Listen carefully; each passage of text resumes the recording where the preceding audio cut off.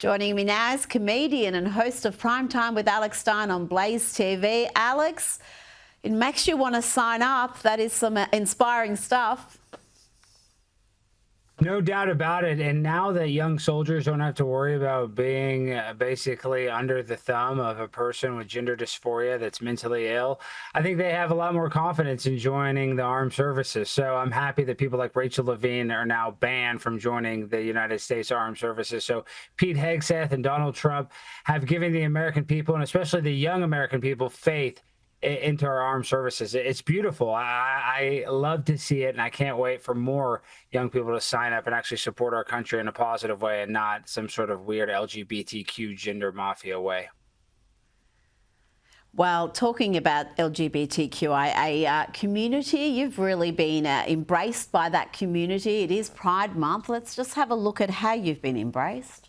White racist assholes.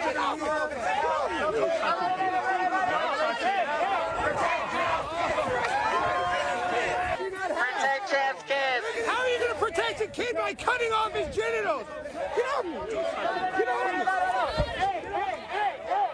No. Stop. Look at this! I should kill myself?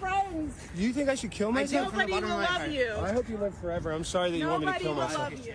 Alex, they don't seem to like you. No, Rita, but I mean, they're on a lot of pharmaceutical drugs, and luckily for me, the estrogen hormone keeps them pretty docile and pretty weak, so they're not too tough. So thank goodness for They didn't look too docile. Pumping through them. They didn't look so docile when they were pouring water. I hope it was water on you and coming after you. It must be frightening. I know you joke about it, but we've got a bunch of people all worked up coming at you. You must fear for your safety occasionally. But I want to ask you about CNN.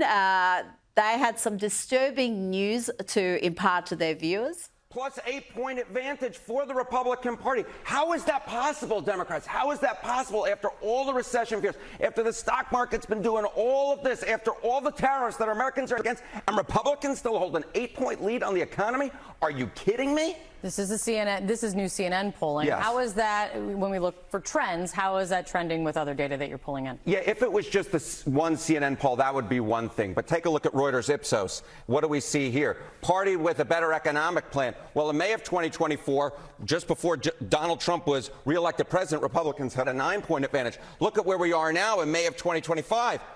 The advantage actually went up by 3 points. Now Republicans have a 12-point advantage when it comes to the party with a better economic plan.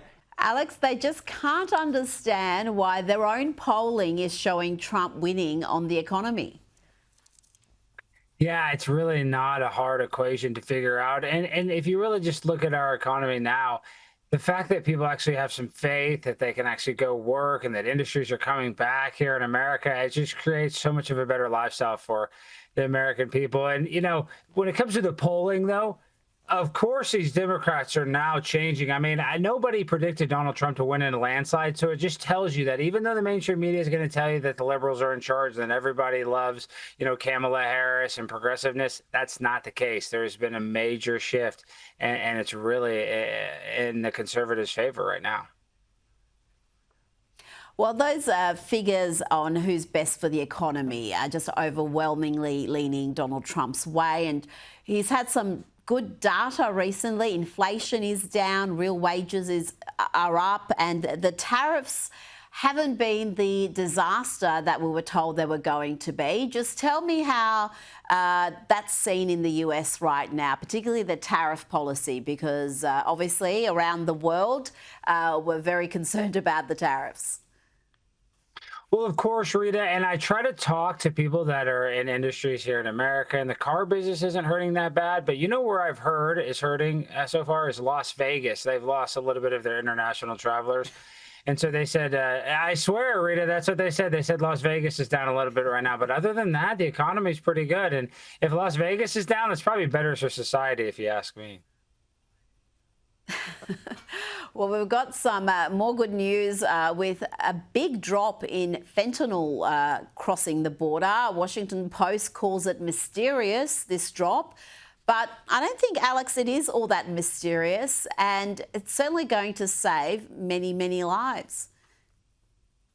Rita, doesn't it make you sick how they can just pretend to be so naive? I mean, just the fact that Donald Trump was able to shut down the border in one day and make our country infinitely more safe when it comes to all of the drugs and fentanyl, and not only fentanyl, cocaine, methamphetamines, all kinds of drugs that are being, just taken into our country by coyotes. So this is not a hard problem to solve, and Donald Trump basically solved it. And for them to try to placate it like it's some sort of mystery, it just shows you how dumb the mainstream media really is. And no offense, the people at Sky News are great.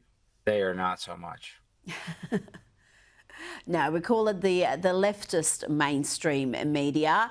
Is Donald Trump getting any credit at all? We know they hate him, and it's just relentless negative coverage of all things Trump. But for things like the border and, the fentanyl numbers dropping, the economy, is there any credit going the Trump administration's way yet?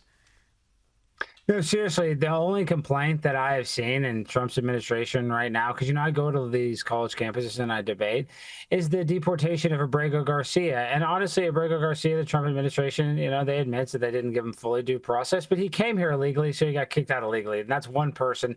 That's not the overwhelming majority of, the situations when it comes to deporting people. So other than that, I mean, when it comes to the economy, when it comes to January 6th, when it just comes to the overall, feelings that people have when it comes to our safety and especially our geopolitical relationships, people have never been more satisfied than in the past 4 years than we are today, especially under, Joe Biden, Sleepy Joe.